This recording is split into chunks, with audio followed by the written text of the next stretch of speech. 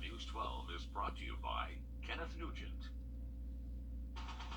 From the station that's on your side, this is News 12 at 6 o'clock. 2 people injured and a dog is missing after a car ran into a dog grooming business on Washington Road this morning. One of the victims, a pregnant woman 6 months along. But first, the suspect in a mass shooting in New York this weekend has been identified and charged with first-degree murder. 18-year-old Peyton Gendron was in court last night, charged with 1 count of murder. He was denied bail. Law enforcement say this is being investigated as a racially motivated hate crime. Gendron is accused of killing at least 10 people in a grocery store shooting yesterday afternoon and injuring 3 others. Kevin Rincon is in Buffalo tonight where a community is grieving those lives lost. This is not open season on African Americans. In Buffalo, there's grief and anger the day after a mass shooting left 10 dead and 3 injured. The message that should be sent is we won't tolerate this. Angry, upset, heartbroken. Jerome Bridges says he was working in aisle 14 at the Tops Friendly Market when a gunman wearing armor and military-style clothing opened fire.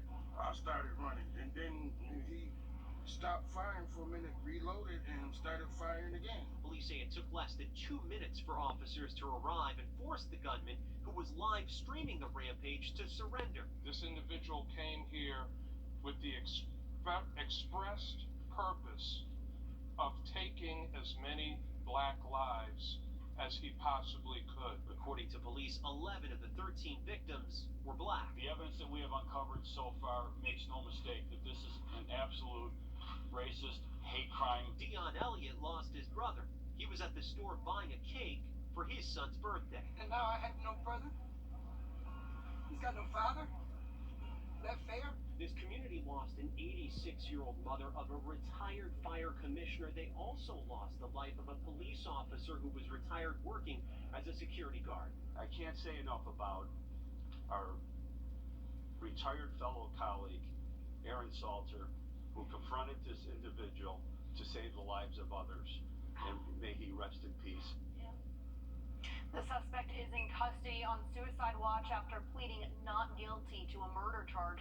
Police say so far the investigation shows he acted alone. Taking a live look now over the... Thanks so much, Riley. As COVID-19 restrictions lifted, people started gathering for large events again. Things like weddings, large birthday parties, and more. Finally, people were able to go out without masks and social distancing for the first time in a couple of years. News 12's Maria Sellers joins us live from the newsroom now. Maria, you spoke to event organizers today. How is business looking ahead of the summer? Well, Celeste, organizers say they are getting busy as people are looking to make up for lost time during the pandemic. Weddings, birthday parties, and other events are making a comeback after 2 difficult years of very limited business for the hospitality industry due to the pandemic. Last year, some people would host smaller events that would often get canceled or postponed, but hospitality industry leaders say now they're making up for that lost time. We are booking more. People are calling. What we're mostly getting this year, I think a lot of us, is those last-minute events where people were kind of just waiting to see what was going to happen. Yeah, and coming up tonight at 11, we will have a more in-depth look at how the pandemic impacted the event industry and where it stands now. Thanks so much for that, Maria. The Richmond County Sheriff's Office says a car drove into a bakery and dog grooming place on Washington Road. Authorities say a woman who is 6 months pregnant was hit by the car and taken to the hospital with non-life-threatening injuries. The driver was also taken to the hospital with minor injuries. An employee's dog ran away after the incident, and the employee is asking people to keep an eye out for her. Sheriff's Office deputies in Orangeburg County are investigating a late-night shooting that ended with a child losing their life. Deputies say the incident happened around 11:35 Friday night. A car drove past a home on McLean Street and opened fire.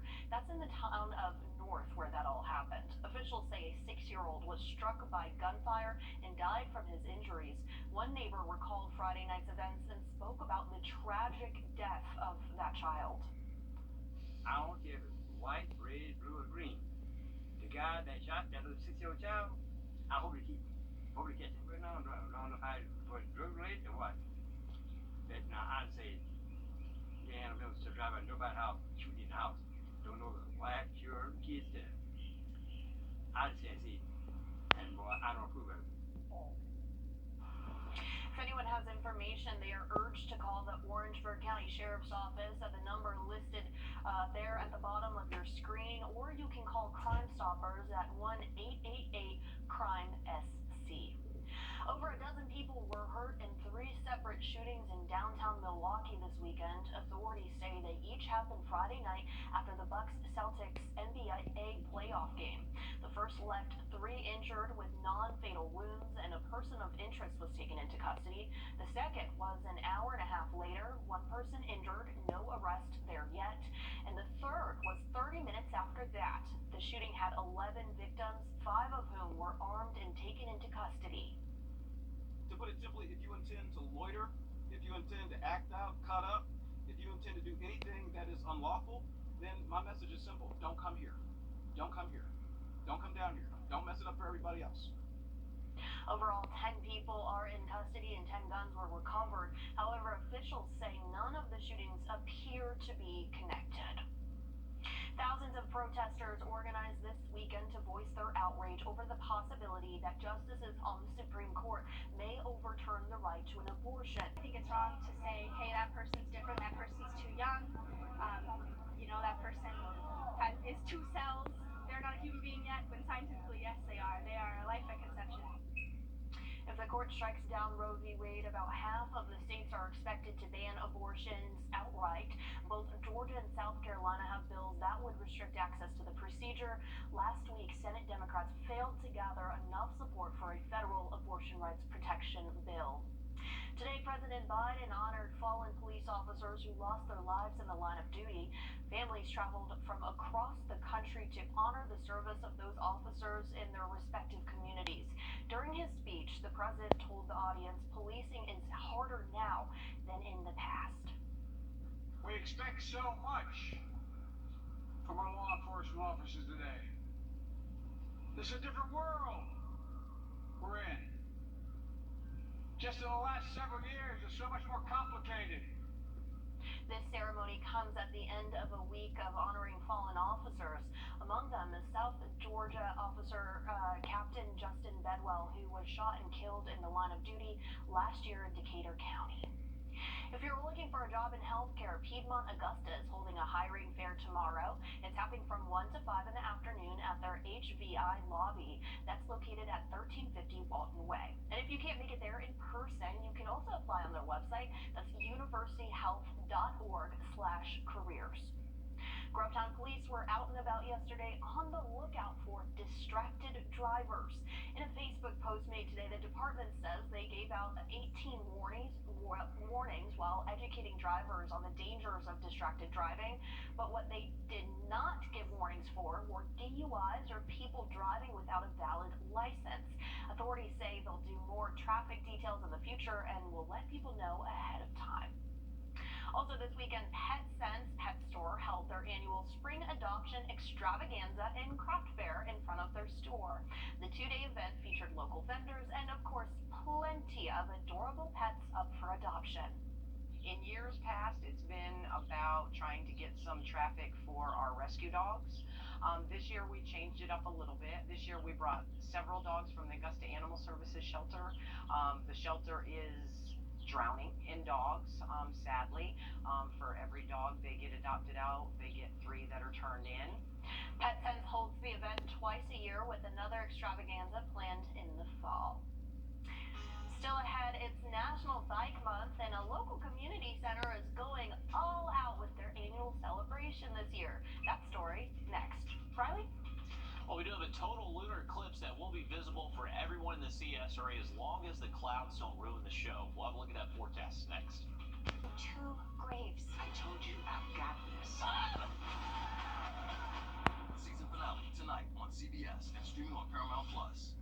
So the Pizza Hut $10 tastemaker has any 3 toppings you want? It's the best delivery deal around. Can't put a price on that. Actually, you can. It's only $10. Actually, it's only $10. The large 3-topping $10 tastemaker. huge turnout for this year's Crock the Lock event. In honor of National Bike Month, bikers in the CSRA participated in a 10-mile ride in Augusta. Bikers of all ages came together this afternoon to pedal the path along the Augusta Canal. Organizers say they wanted to create an event that would bring families together after 2 years of dealing with the pandemic. Given what everybody has dealt with these past 2 years, just the increased stress that it's put on people in many different ways. I mean, it's affected families in many different ways.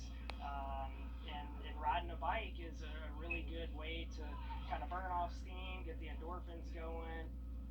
Roughly 150 bike riders participated in the event. All donations will benefit the Augusta Canal National Heritage Area and future biking projects.